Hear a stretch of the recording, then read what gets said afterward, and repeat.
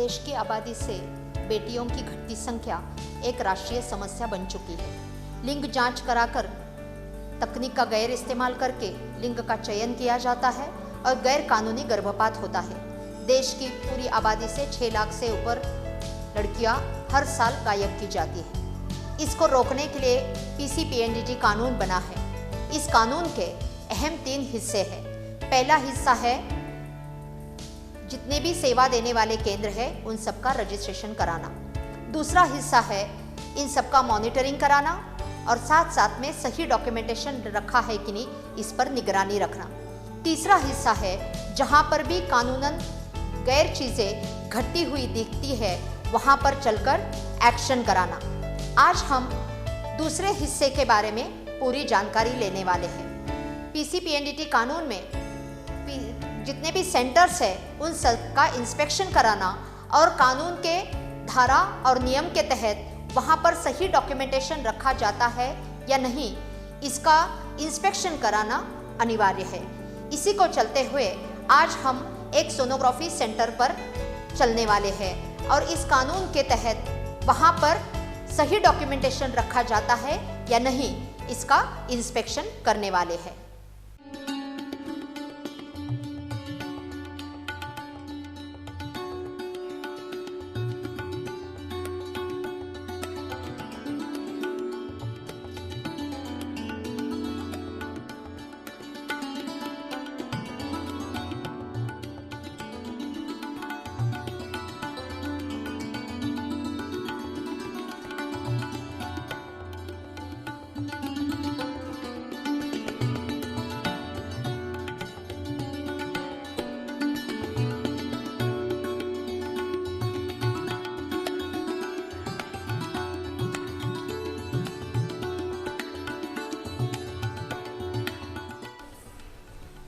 PCPNDT कानून के नियम 17(1) के अनुसार बोर्ड लगवाना अनिवार्य है। चलो अब हम देखते हैं कि बोर्ड लगा है क्या और बोर्ड पर क्या लिखा है।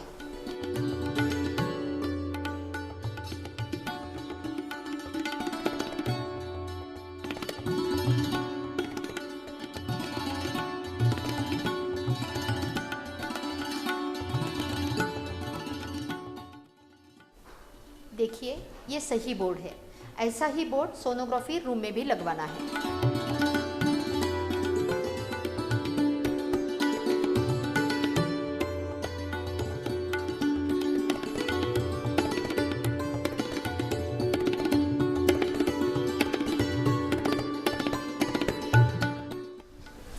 पीसीपीएनडीटी कानून के नियम 17(2) के तहत दूसरा मुद्दा है कानून की किताब। जहां आउटपेशेंट बैठते हैं वहां पर कानून की किताब रखना कानूनन अनिवार्य है।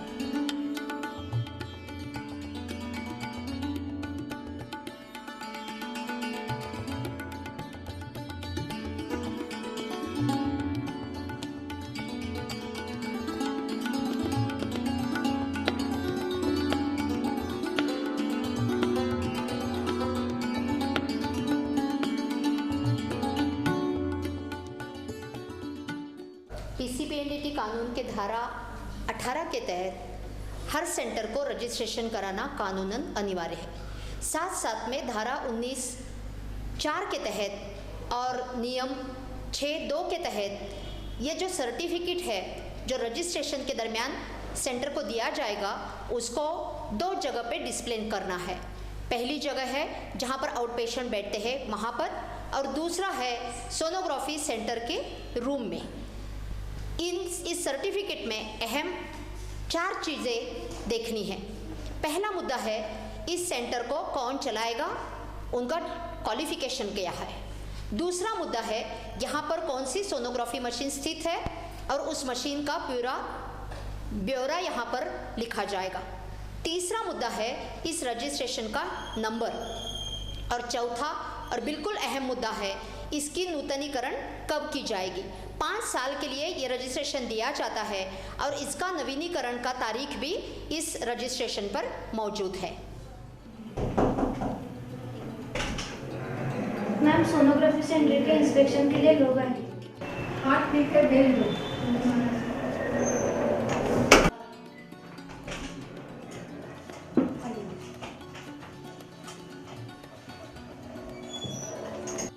नमस्कार मैडम। नमस्ते। हम PCPNDT सेंटर के इंस्पेक्शन के लिए आए हैं।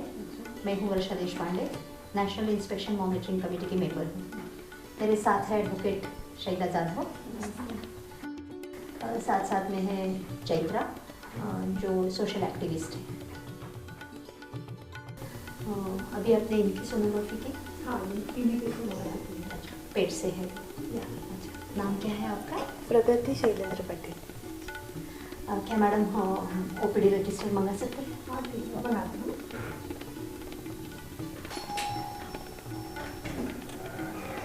जरा ओपीडी रजिस्टर लेके आओ।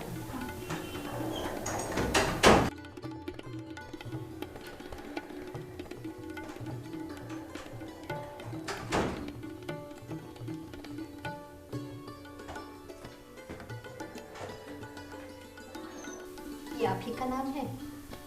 हाँ आपकी सोनोग्राफी हो गई? हाँ हो गई। सोनोग्राफी करने से पहले मैडम ने कुछ फॉर्म वगैरह भर के लिया आपका? हाँ, एक फॉर्म भर के दिया।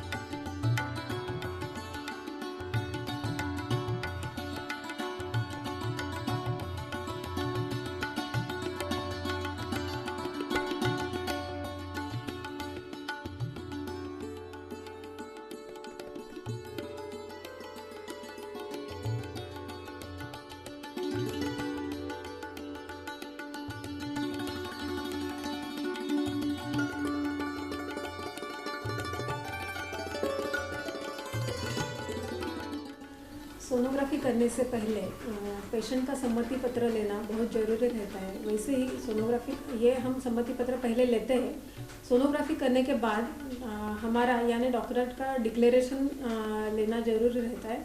उसमें हम ये लिख के देते हैं कि हम किसी भी तरह से बच्चे का वहाँ उसमें लिंग जांच नहीं कराया और पेशेंट को किसी तरह से वो नहीं बताया। ये सब लिखने के बाद हम उस पर साइन करते हैं और सील लगवाते हैं। ये सम्मति पत्र है। कानून की धारा 29 और साथ साथ में नियम 9, 1 और 4 और धारा 5 के तहत गर्भवती महिला का सम्मति पत्र उसकी अपनी भाषा में, अगर महाराष्ट्र है तो मराठी, कर्नाटक है तो कन्नड़ में इसको लेना कानूनन अनिवार्य है। और साथ साथ में इसकी एक कॉपी पेशेंट को थमा भी देनी।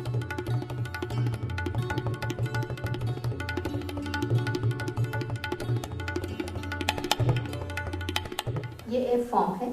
सोनोग्राफी के दरमियान डॉक्टर ने इस फॉर्म को भरना है। इसके अहम कॉलम क्या है वो अब हम जान लेंगे।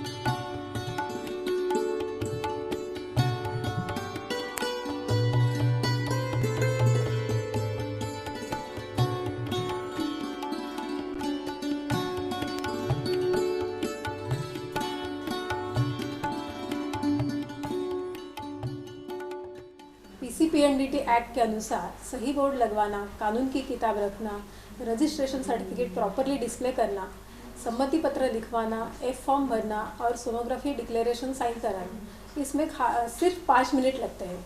ये सब फॉर्म भरने के बाद मैं बेझिझक अपने पेशेंट की सोनोग्राफी कर सकती हूँ और इससे कानून की पालना भी होती है और बेटियां बचाने के नेक काम में मेरा सहयोग भी देती है। एक फॉर्म डिक्लेरेशन और कंसेंट एक कागजात 3 कॉपी में रखने हैं। एक सेवा केंद्र के लिए और दूसरी कॉपी गर्भवती महिला के लिए। तीसरी कॉपी समुचित प्राधिकारी यानी एप्रोप्रिएट अथॉरिटी के कार्यालय में हर महीने के पहले 5 तारीख से पहले भेज देनी चाहिए। ये सारे कागजात हर सेवा केंद्र में 2 साल तक संभाल के रखना है। अगर किसी सोनोग्राफी सेंटर में लिंग की जांच हो रही है और पीसीपीएनडीटी कानून का उल्लंघन हो रहा है, ऐसे आपको पता चला, तो आप www.amchimulki.in या फिर टोल फ्री नंबर 1800-233-4475 इस नंबर पे आपकी शिकायत दर्ज कर सकते हैं। आज हमने एक सोनोग्राफी सेंटर का इंस्पेक्शन किया। इंस्पेक्शन टीम में हमारे साथ एक वकील और एक सोशल एक्टिविस्ट मौजूद थे। इस इंस्पेक्शन के दरमियान हमने कानून की धारा और नियम से जुड़कर बहुत अहम मुद्दों को देखा। पहला मुद्दा था सही बोर्ड लगवाना, दूसरा मुद्दा था कानून की किताब रखना, तीसरा मुद्दा था सोनोग्राफी रजिस्ट्रेशन का सर्टिफिकेट का डिस्प्ले रखना, चौथा और अहम मुद्दा था गर्भवती महिला की सम्मति पत्र लेना, साथ साथ में उसका फॉर्म लिखना और जो डॉक्टर जिन्होंने इसका सोनोग्राफी कराया उन्होंने डिक्लेरेशन साइन करना। साथ साथ में रेफरल स्लिप का भी रखना बहुत ज़रूरी है। जहाँ पर गायनेकोलॉजिस्ट है उनका सेल्फ रेफर्ड केस होता है, जहाँ रेडियोलॉजिस्ट है तो उनको किसी और से वो रेफरल दिया जाता है, तो रेफरल स्लिप भी रखना अनिवार्य है। कुल मिलाकर 7 मुद्दों को हमने यहाँ पर देखा। 7 मुद्दों से जुड़े अहम जो कानून की धारा है, सबसे पहली धारा है धारा नंबर 5, दूसरा है धारा नंबर 29, तीसरी धारा है धारा नंबर 18, साथ साथ में है 19 का 4 और नियम है 9 का 1 और 4, 10 1 ए। ये सभी नियम और कानून को जोड़कर हमने पूरा इंस्पेक्शन किया। इंस्पेक्शन के बाद इंस्पेक्शन का रिपोर्ट लिखा जाएगा और ये पूरी प्रक्रिया कानूनन प्रक्रिया है। किसी भी धारा या नियम का उल्लंघन अगर पाया जाता है तो कराने वाले डॉक्टर को 3 साल की सज़ा और 10,000 का जुर्माना कानून में तय है। अगर सही सेंटर दिखाई देता है तो बिल्कुल उसके तहत पीसीपीएनडीटी की पालना हो रही है, इसका इंस्पेक्शन फॉर्म लिखा जाएगा। हम यहाँ पर देख रहे हैं कि अगर पीसीपीएनडीटी कानून के 3 हिस्से हैं। पहला हिस्सा है हर सेवा केंद्र को रजिस्ट्रेशन कराना, दूसरा हिस्सा है कि उसका मॉनिटरिंग करके डॉक्यूमेंटेशन सही है या नहीं देखना, तीसरा हिस्सा है अगर कहीं गलत कुछ दिखाई देता है तो कानूनन कार्रवाई करना। किसी भी धारा या नियम का उल्लंघन करना ये कानूनन उतना ही गंभीर है जितना लिंग जांच कराना। इस कानून के तहत कोई माइनर या मेजर ऑफेंस नहीं है। हर उल्लंघन को उतना ही गंभीरता से लिया जाएगा और हर उल्लंघन को 3 साल की सज़ा और 10,000 का जुर्माना कानून में तय है। बेटियां बचाने के लिए सही केंद्र का होना और इनका बार बार इंस्पेक्शन होना अनिवार्य कराना चाहिए।